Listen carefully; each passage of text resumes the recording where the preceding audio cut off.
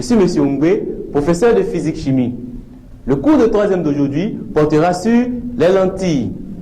L'objectif de ce cours est de connaître la définition d'une lentille, connaître les différentes lentilles et pouvoir construire l'image d'un objet à travers une lentille. Une lentille est un milieu transparent et homogène constitué de deux faces. Elle est soit en matière plastique ou en verre. Il existe deux sortes de lentilles. Les lentilles convergentes et les lentilles divergentes. Les lentilles convergentes ont des centres minces et des bords épais. Et les lentilles divergentes ont des bords minces et des centres épais. Tu as ici le symbole des deux lentilles.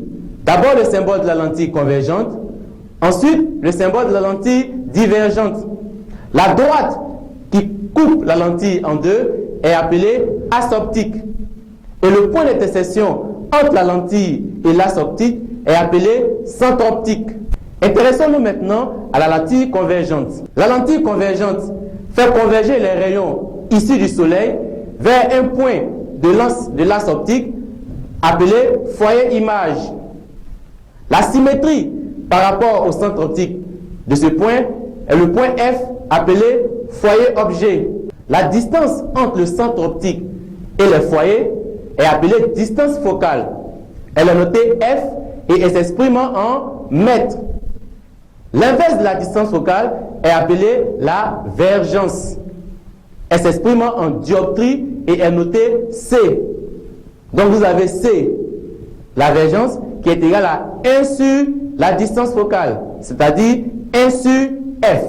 À travers une lentille convergente, on obtient d'un objet lumineux une image réelle, nette, semblable à l'objet, mais renversée. L'image se déplace comme l'objet, mais en sens inverse. C'est-à-dire, lorsque l'objet se rapproche de la lentille, l'image s'éloigne de la lentille. Et bien évidemment, lorsque l'image se rapproche de la lentille, l'objet s'éloigne de la lentille. Pour construire l'image d'un objet lumineux à travers une lentille, nous utilisons ce qu'on appelle les rayons particuliers. Il existe 3 rayons particuliers. Le premier, c'est le rayon incident parallèle à l'axe optique. Il émerge de la lentille en passant par le foyer objet. Le deuxième est le rayon incident passant par le foyer objet. Il émerge de la lentille parallèlement à l'axe optique. Et enfin, le dernier rayon particulier, c'est le rayon qui passe par le centre optique. Lui, il n'est pas dévié. Et pour terminer, nous allons parler du grandissement.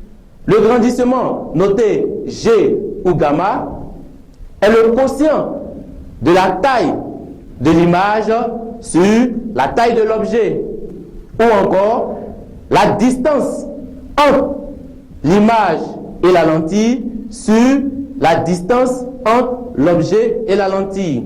Le grandissement est sans unité. Ainsi prend donc fin notre cours d'aujourd'hui. Succès, à suivre.